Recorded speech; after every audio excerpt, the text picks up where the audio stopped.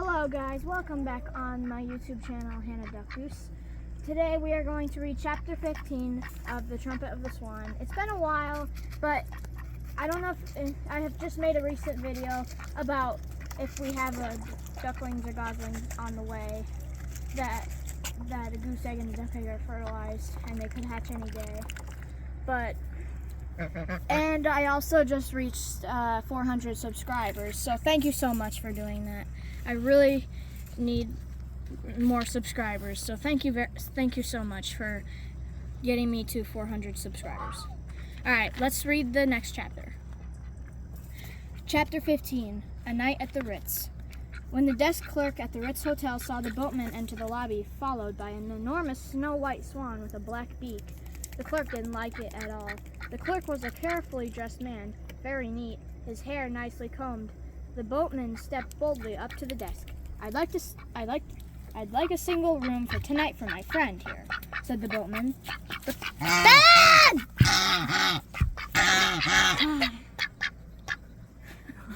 Benjamin, I'm trying to read a story.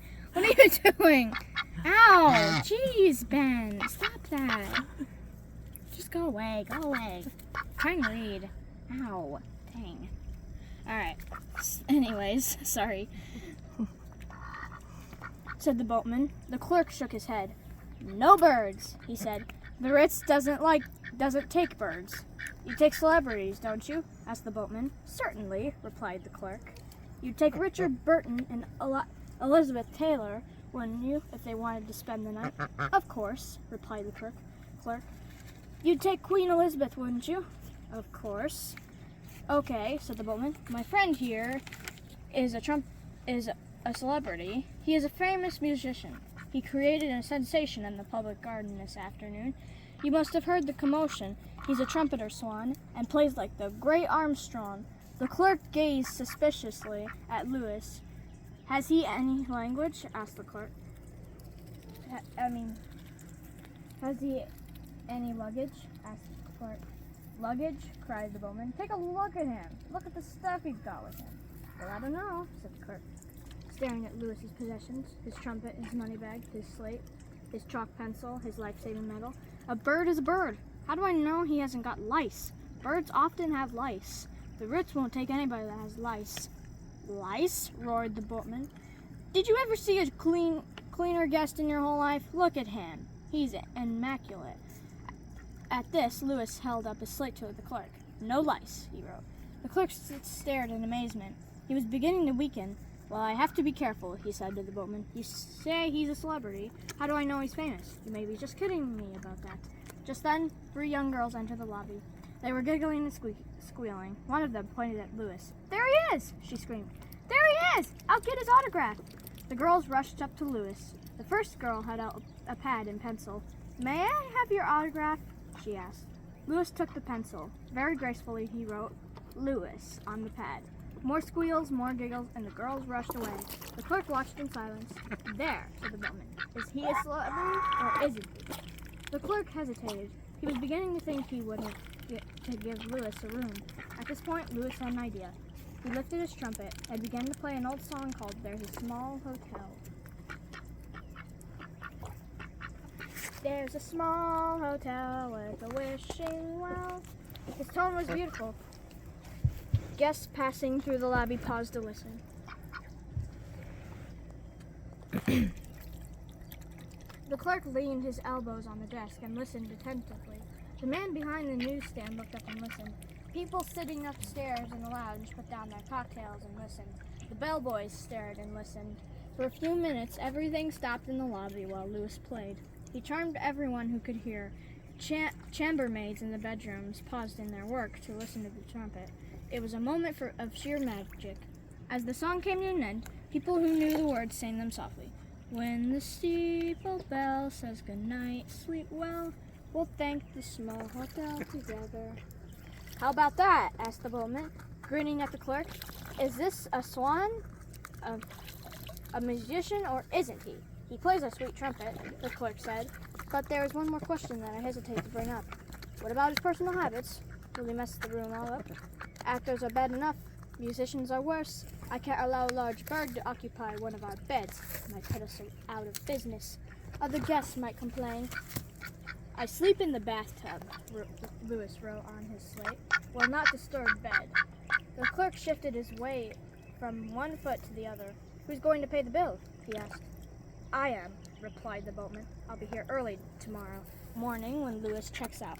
The clerk couldn't think of any more reasons for not letting the Swan have a room. Very well, he said. Sign the register, please. He handed Lewis a pen and a card. Lewis wrote, Lewis the Swan, Upper Red Rock Lake, Montana. The clerk studied it. He seemed satisfied at last. He summoned a bellboy and handed him a key.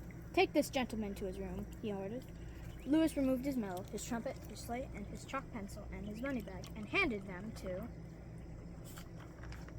the bellboy. Together, they walked to the elevators. The boatman said goodbye. Sleep well, Lewis, called the boatman, and be ready to come to work promptly in the morning. Lewis nodded. The elevator door opened. This way, sir, said the bellboy. They entered the elevator and waited for the door to close. A rich smell of perfume filled the air. Lewis stood very still. Then he felt himself rising. The elevator stopped at the seventh floor, and the bellboy led Lewis to a room, unlocked the door, and ushered him in. Here you are, sir, he said. Would you like a window open? The bellboy put Lewis's luggage down, snapped on a few lights, opened a window, and laid the room key on the dresser. Then he waited. I guess he wants a tip, thought Lewis. So he went to his money bag, loosened the drawstring, and took out $1. Thank you very much, sir, said the bellboy. Taking the $1, he went out and closed the door softly behind him. Lewis was alone at last, alone in a room at the Ritz. Lewis had never spent a night alone in a hotel. First he walked round and around, switching lights on and off, examining everything. In the writing desk, he found a few sheets of letter paper that said, Ritz-Carlton, Boston. He felt mushy and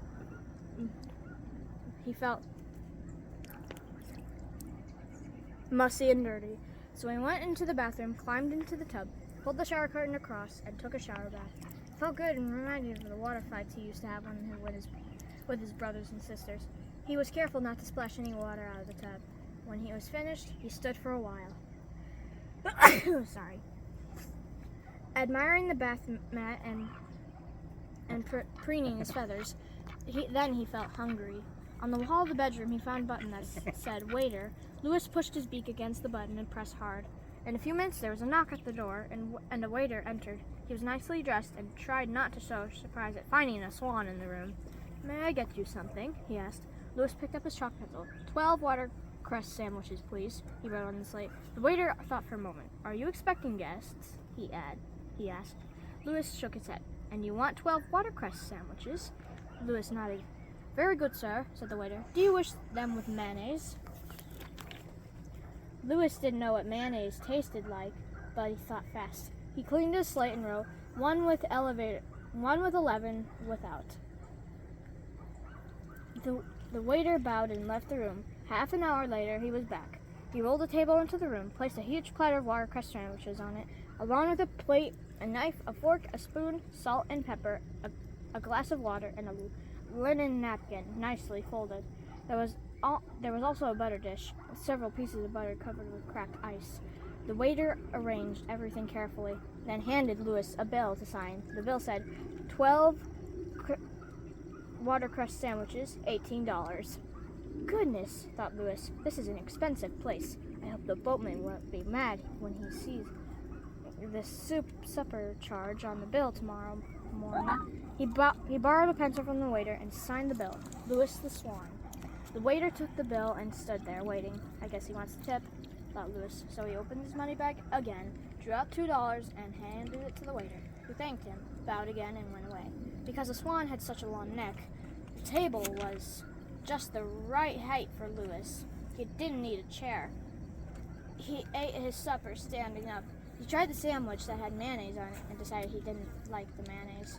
He didn't like mayonnaise. Then he carefully pulled each sandwich apart. All he really wanted was the watercress. He piled the slices of bread in 2 neat pieces, scooped the watercress out onto his plate, and had a nice supper. He did not touch the butter. When he was thirsty, instead of drinking from the glass of water, he walked into the bathroom, drew a bathful of cold water, and drank that. Then he took his napkin, wiped his beak, and pushed the table out of the way. He felt much better. To be all alone in a hotel room gives a person a cozy feeling and a feeling of importance. Louis felt great, but soon he began feeling rather lonely too. He thought of Sam Beaver. He thought of Camp Cuckoo's Coos. He thought of his father and mother and sisters and brothers back home in Montana. He thought of Serena, the swan he loved, and wondered how she was. The words of the song he had played in the lobby came back to him. There's a small hotel with a wishing well. I wish that we were together. How wonderful it would be, he thought, if Serena could be here at the Ritz to enjoy the hotel with him. The waiter had left an evening paper on the table. Louis glanced at the front page. To his amazement, he saw a picture of himself on the lake in the public garden with the Swan boat. A big headline said, "Boston goes wild over the trumpet of the Swan." The news story began. There's a new bird in town. His name is Louis. He is a trumpeter swan that really plays the trumpet. Incredible, thought, though it may seem. This rare and beautiful water bird has accepted employment with the Swan boat management and the public garden and is entertaining boat riders with his smooth trumpet. Crowds gathered at the lake this afternoon after his arrival, and the sweet notes of his horn were heard in many parts of Boston. Louis read the article to the end and then tore it out of the paper. Sam Beaver ought to know about this, he thought. From the writing desk in his room, Louis took a pen and a sheet of letter paper. This is what he wrote. Dear Sam, I am spending the night at the Ritz in fashionable surroundings. You were right about Boston. It is very pleasant. I was able to find work as soon as I arrived. I am associated with the Swan boat at a salary of $100 a week. You may be interested in the enclosed clipping from today's paper. If all goes well, I'll soon have enough money to pay my father's debt to the music store. Then I will own the trumpet free and clear, and will hope that by blowing it passionately, I will be able to make a favorable impression on the young female I am in love with. Then everybody will be happy. My father's honor will be restored. The music shop and billings will be repaid, and I can take a wife. I hope you are well. I miss you. A hotel room, even though it has every convenience, can be a lonely place. Your friend, Louis. Louis addressed an envelope to Sam, folded the letter, fitted the newspaper clipping in, and found a 6-cent stamp in his money bag. He sealed the envelope, passed a stamp on, and dropped the letter in a mail chute outside the door of his room. Now I'll go to sleep, he thought. He went into the bathroom, used the toilet, then drew a full tub of cold water in the bathroom. He couldn't get Serena out of his mind. How wonderful it would be if only she were here. Before settling down for the night, he picked up his trumpet and played the song he had composed for her when he was in Ontario. Oh, ever in the green spring, by bank and bar retiring, for love shall I be sorrowing, and swans of my desiring.